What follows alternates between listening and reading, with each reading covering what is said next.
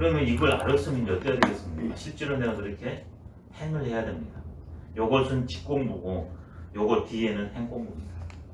공부는 하나로 돼 두 가지로 구성된다. 인간 나는 하나의 심신으로 구성되는 것처럼 심에서는 공부를 하면 알매 기능, 지적 기능, 직공부고 몸은 실천이니까 행공부를 하면 되겠습니다. 이게 자연히 선지 후행이지 않습니까? 큰 일을 안 맡을 때는 좌충우돌을 해야 됩니다. 근데 큰 일, 그 다음에 이 한 번의 일이 많은 영향을 미쳤을 때는 똑 떨어지게 알고 해야 되거든요. 그래도 제대로 안 되는 판인데. 왜? 관계가 다양하기 때문에. 그래서 먼저 지가 나오고 행이 나온 것 같습니다. 역시 이것도 세 가지로 나눌 수 있겠죠. 근데 승인자는 유력하고 자승자는 강하며 이렇게 씁니다. 타인을 이기는 자는 힘이 있고 자기 스스로는 이기는 이는 강하다. 그러면 초목 같은 것도 금방 이겨버리잖아요.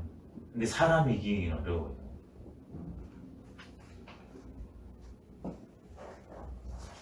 그래서 사람 초목 이기는 것을 풀 꺾고 그린거 힘이 있다 하지 않고 나와 똑같이 생각과 의지를 가지고서 일을 하는 상대를 이기는 사람, 그 사람한테 힘이 있다고 말할 수 있다.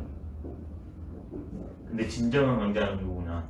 자기 자신을 이기는 사람. 좋네요. 근데 우리는 일반적인 공부에서는 지인, 승인을 추구하는 것 같습니다. 근데 노자는 오히려 이것이 나와 세상에 문제를 일으키는 원흉으로 봤기 때문에 똑 떨어지게 알고 행하는 자지, 자승을 말하는 것 같습니다. 자지는 이심기 구조를 아는 겁니다. 첫 번째. 그 다음에 두 번째는 천지인 구조를 아는 거고요. 그 다음에 이 관계 맺게 했을 때 어떤 식의 장단점이 일어나는가. 그리고 자승은 실제로 기로서 이심을 조율합니다. 내적으로는. 외적으로는 생명의 원리로 온 존재와 관계 맺는 것. 그게 자승 같습니다. 그럼 이거 당신 생각이지 않냐? 이럴 것 같아서 증거를 노자로 대보도록 하겠습니다. 노자에 보면 명강이란 말이 두 번 더 나옵니다. 근데 장은 다릅니다. 다른 장에서는 명강을 어떻게 설명하고 있냐면 심사기왈 명부터 해야 되겠네요. 견소왈 명이라는 말이 있습니다. 작은 것을 보는 것, 작은 것을 아는 것을 박다고 말합니다. 지상왈 명이라 항상한 것을 아는 것을 박다. 견소, 지상, 자지 이걸 명이라고 말했습니다. 이번에는 강에 대해서 여기서는 자승이라고 말했는데요. 다른 장들에서는 이런 말을 했습니다. 심사기왈 강이라. 마음이 기를 이기는 것을 강하다고 말합니다. 또 다른 장에서는 수유왈 강이라. 부드러움을 늘 견지하는 것, 지키는 것을 강하다고 말했습니다. 그럼 여기에서 이제 인간으로 왔을 때는 자지라고 말했는데 견소왈 명이라고 했을 때 크게 하면 대소가 있잖아요. 그럼 큰 것을 봐야 박다고 말할 것 같은데 노자는 반대로 소를 봐야 박다겠거든요. 그러면 대는 뭐겠습니까? 지식입니다. 그러면 대가 뭘까? 노자가 명명하는 대는 눈에 드러난 감각을 포착 가능한 겁니다. 원리는 현상화되지 않잖아요. 보아도 보이지 않고 들어도 들리지 않고 만져도 만져지지 않는 이, 히, 미. 노자가 도를 규정할 때 그렇게 얘기했습니다. 이 세 개가 하나로 뭉뚱그려져 있다. 그래서 어쩔 수 없이 표출해야 되기 때문에 도라고 말한다. 근데 이것은 없는 것이 아니라 죽어 있는 게 아니라 한 생명으로 큰 생명 에너지가 되고 이게 작동을 해서 온 존재를 낳고 다시 원래의 상태로 돌아온다고 그것이 앞에 있었거든요. 도에 대한 설명할 때. 그러니까 이 도는 현상들은 다 보이고 포착이 가능하니까 돼. 이건 왜 그러냐면 이건 잘 보이시죠? 지금 크니까. 근데 이거 보이십니까? 이게 흥결났거든요. 이게 소예요. 근데 이게 있잖아요. 이게 현상은 눈에 보이니까 노자 입장에서 대라고 쓴 것은요. 어떤 분은 원리를 대라고 쓰고 현상을 소라고 쓰는데 노자는 그런 방식으로 안 썼어요. 그래서 노자는 이 현상에 포착이 되니까 대라가고 이것을 가능케 한 그 원리 그것은 포착이 안 되니까 소라고 명명한 것 같습니다. 근데 다른 분들은 원리에 의해서 현상이 일어나니까 원리는 대, 현상은 소 이렇게도 명명할 수 있는 거죠. 이게 언어에 내지 않고 의미를 포착하는 게 이제 중요한 것 같습니다. 그러니까 눈에 가시화되는 드러나지 않은 그렇지만 그것을 가능케 하는 은미한 그것 도은이라고 말했잖아요. 도는 은미하다. 도는 숨어있다. 현상화되지 않았다. 그게 도은이거든요. 그러니까 명명할 수 없습니다. 근데 이건 어떻습니까? 보이잖아요. 이거하고 구별됩니다. 그러니까 이것은 뭐라고 명명할 수 있습니다. 그래서 도은 문명이라 도는 이렇게 현상화되지 않았어. 그렇지만 이걸 가능케 하기 때문에 뭐라고 말할 수 도은 문명이다. 도상 문명이라고 노자가 말한 이유입니다.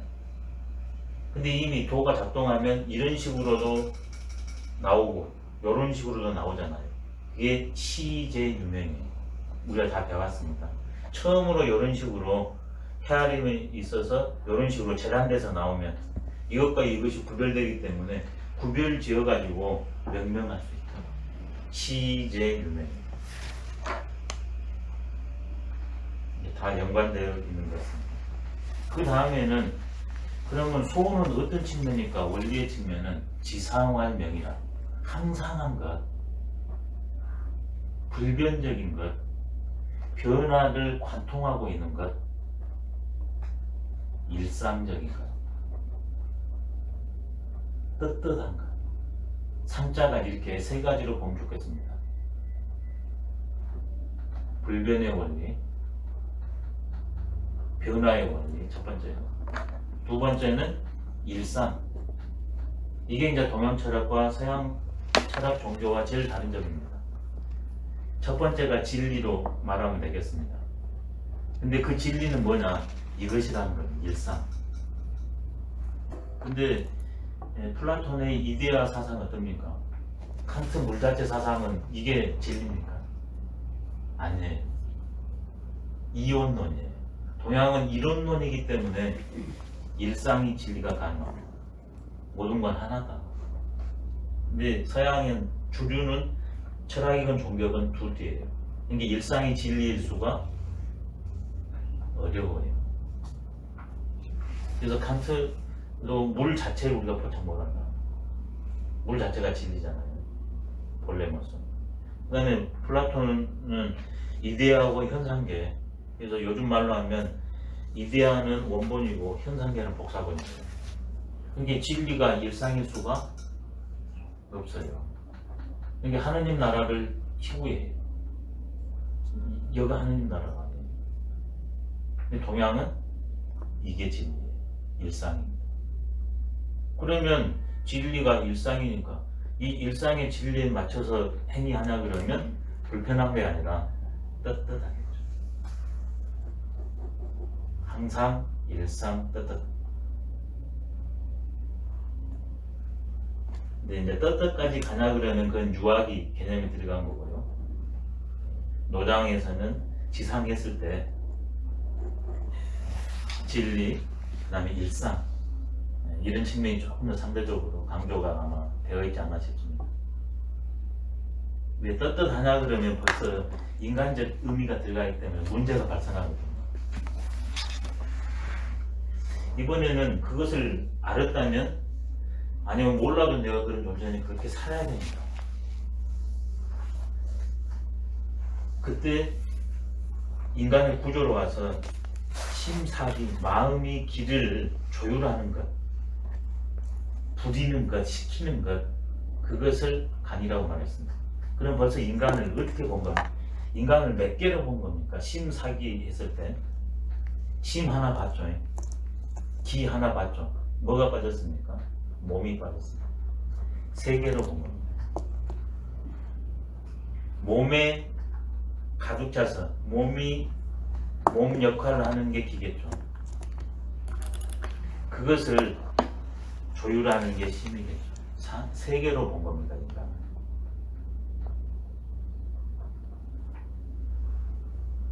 그럼 이 길을 뭘로 볼까? 신과 심으로 했을 때요. 아니, 신과 기로 했을 때 신은 육체로 보면 되겠습니다. 그 다음에 기는 이 육체를 가능케 하고 활동케 하는 생명 에너지를 보면 좋겠습니다.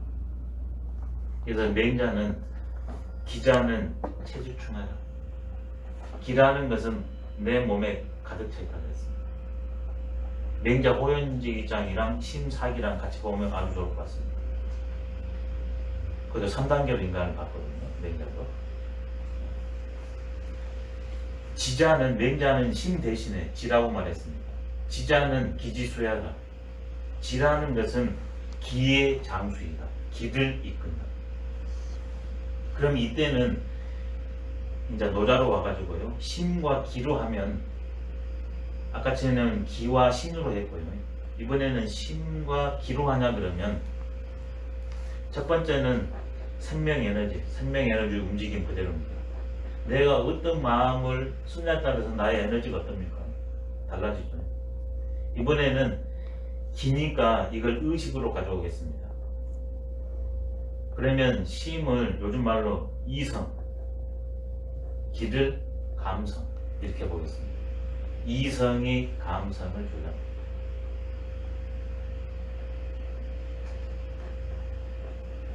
이번에는 노자식으로 하냐 그러면 심을 세 측면으로 나눠서 무지, 무욕, 무위로 하겠습니다. 그럼 기는 자연히 인지, 인욕, 인위가 됩니다.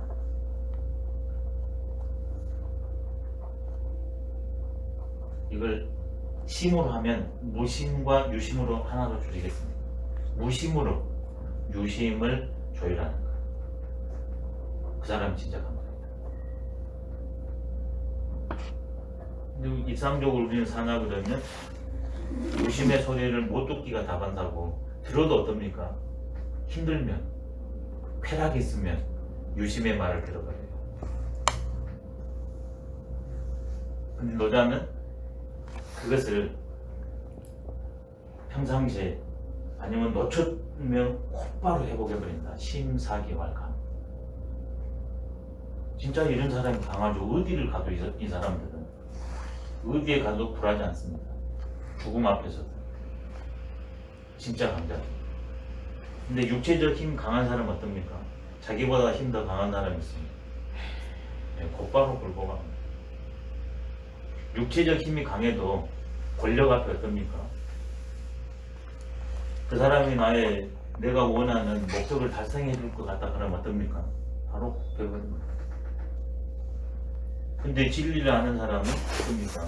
권력과 명예가 중요하고 잘 쓰면 너무나 좋다는 사실을 알지만 이것은 2차적이라는 걸 알기 때문에 아무리 권력과 명예와 돈으로 협박하거나 유혹해도 끄떡없습니다. 질상을 하니까. 이번에는 수유활강이라고 했습니다. 이거 참 멋진 말입니다. 수유활강. 부드러움을 늘 유지합니다. 일반적인 지식의 명예에서 지식으로 했을 때는 강하면 강하다고 생각합니다. 근데 생명의 입장으로 봤을 때 모든 살아있는 것들은 다 부드럽습니다. 그리고 부드러운 사람들이 극한 상황이 있을 때 어떻습니까? 반드시 떨쳐 일어납니다. 근데 평상시에 강한 척 하는 사람들 극한 상황이 오면 전부 슬금슬금 꽁무니 뺍니다. 일상적인 강함이 있고 본질적인 강함. 일 없을 때 강함이 있고 일이 있을 때 강함이 있는데 우리들은 눈에 보이는 것만 추구합니다. 노자는 본질적 수유할 강이다. 제일 처음에 다른 것은 제가 이해가 쉬웠습니다. 노자를 20살 때 보는데 일단 앞에 도가도 비상명 때문에 못 나가다가 나중에는 이제 건너뛰고 봤는데 몇 개 이해되는 대목이 있는데 대부분 이해가 안 됐습니다. 형이상학적 원표가 많아가지고. 근데 명강은 그때도 참 의미 있게 다가왔는데 수요할 감이 잘 이해가 안 돼요. 아니 강한 사람이 더 강하지 않을까? 왜 부드러움을 지키는 걸 강하다고 했을까?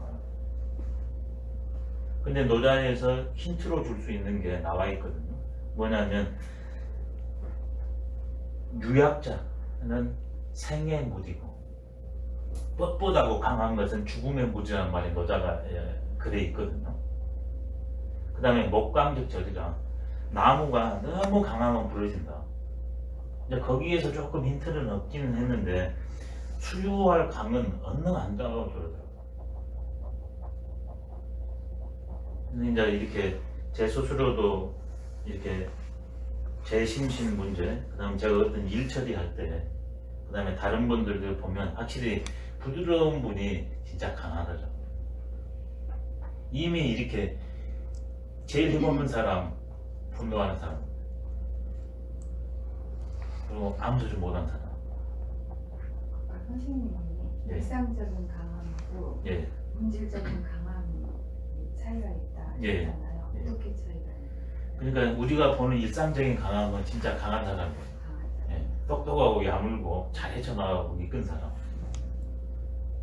근데 본질적인 강함은 그것이 아니라 이 끝 위로 가는 게 아니라 오히려 물러섭니다. 날 따르라 하지 않고 오히려 남을 이렇게 따라서 해줍니다. 그 다음에 분노하거나 우울하지 않습니다. 늘 한결같이 부드럽습니다. 이게 역설의 일반적 관점으로 봤을 때는 역설의 미학인데 생명의 관점으로 봤을 때는 이게 당연한 거죠.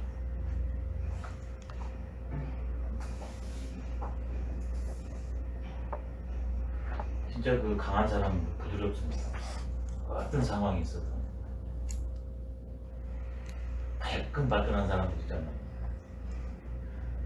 막 힘있게 막 끌고 간 사람, 그 사람 강하지 않았는데 그게 강하지 않더라고요. 현세적인 강인지는 모르지만 반드시 그것은 꺾이게 되어 있습니다.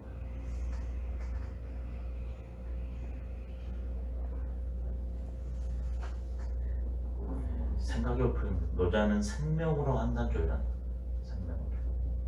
근데 인간적 관점과 생명적 관점이 충돌하지 않을 경우가 있지만 충돌할 경우가 있습니다.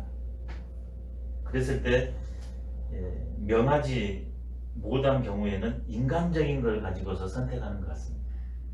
노자는 그럴수록 생명으로 조율해야 한다. 근데 저는 지금 동의합니다. 이렇게 못 살고는 있지만 근데 살려고 하는데도 안 되는 것이 그 인지, 인욕, 인지 때문에 그런 것 같아요. 그래서 심사기 된 사람은 수유한 것 같고 그렇게 되려면 외부 대상과 사람과 나에 대해서 명하게, 훤하게 알았을 때만 그게 가능한 것 같습니다. 노자의 명감은 이렇게 몇 글자 안 되거든요. 그렇지만 거기서 함축하고 있는데 이제 현실적으로 왔네요. 네. 과연 부는 뭘까? 자본주의 시절이니까 지금 부를 추구합니다. 근데 노자가 생각하는 부는 만족을 하는 거라고 이렇게 명명하고 있습니다. 어떤 분은 액수가 얼마야 부다. 어떤 분은 내가 목표한 그것이 충족돼야만이 부라고 하는데 노자는 지금 여기에서 이때 적은 자유, 행복, 평화, 공존의 준말로 보면 될 것 같습니다. 그래서 다른 문장에도 보면 지족, 부족이란 말을 노자가 합니다. 만족할 줄 알면 욕된 경우를 당하지 않는다. 부족하니까 채우려다 보면 다른 분도 그것을 채우려고 하고 한정이 있지 않습니까? 이게 반드시 갈등이 벌어지는데 만족할 줄 알면 도중에 그치고 함께하기 때문에 치욕까지는 가지 않는다. 또 이제는 긍정적으로 이런 말도 합니다. 지족이면 삼족이라. 참으로 멋지죠. 아까는 부족은 음적으로 말한 거고요. 이번에는 양적으로 말했습니다. 만족할 줄 알아서 그때그때 만족하면 늘 행복하다. 지족이면 이건 한번 쓸까요? 너무 좋은 것 같습니다. 지족이면 삼족이다. 지족을 한 다음에 실제로 상황마다 지족합니다. 그러면 늘 행복하다. 지족이면 삼족이다. 이런 데서 기반을 해가지고 후대 분들이 더 확장시킵니다. 지족이면 현재적인 몸을 가지고 관계를 맺으면 몸으로는 부요, 마음으로는 귀지 않습니까? 이때 귀는 권력으로 하면 좋습니다. 권력면. 지족이면 빈천이라도, 부귀의 반대가 빈천이잖아요. 빈천이라도 삼족이에요. 부지족이면 부귀라도 역부족이라. 멋진 말이죠. 부귀라도 역. 부족이라. 지금 내가 남들이 봤을 때 부하고 권력을 다 갖고 있거든요. 근데 나 자신은 부족감을 느껴요.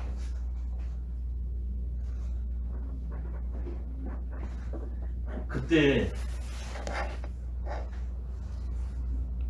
그쳐야 되겠죠. 근데 그치지 못하면 위험합니다. 그래서 지족, 부족하고 노장이 나옵니다. 지지불태다. 만족할 줄 모르면 그것을 채우려고 계속 무리수를 둡니다. 근데 무리수 둘 때 알아가지고 딱 그치지 않으면 위태한 상황에 내 스스로 빠져들어갑니다. 지족, 부족하고 지지불태라. 노자 조금 있으면 뒤에 나옵니다. 근데 생명의 관점을 알면 빈에도 천에도 행복할 수 있죠. 자유롭고. 그걸 모르면 축적해야 되는데 계속 부귀에도 역부족이라. 늘 불안하고 부족하고 불만스럽다. 과연 어떤 게 맞는가? 결단이 지금 인류가 필요한 것 같습니다.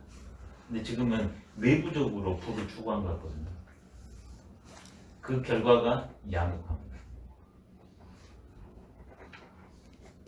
양극화가 없다는 것은 그만큼 부를 내적으로 추구하면, 지족으로 추구하면 양극화가 덜합니다. 왜? 부족한 사람하고 함께 쓰게 되어 있거든요. 환경 파괴도 덜할 수밖에 없습니다.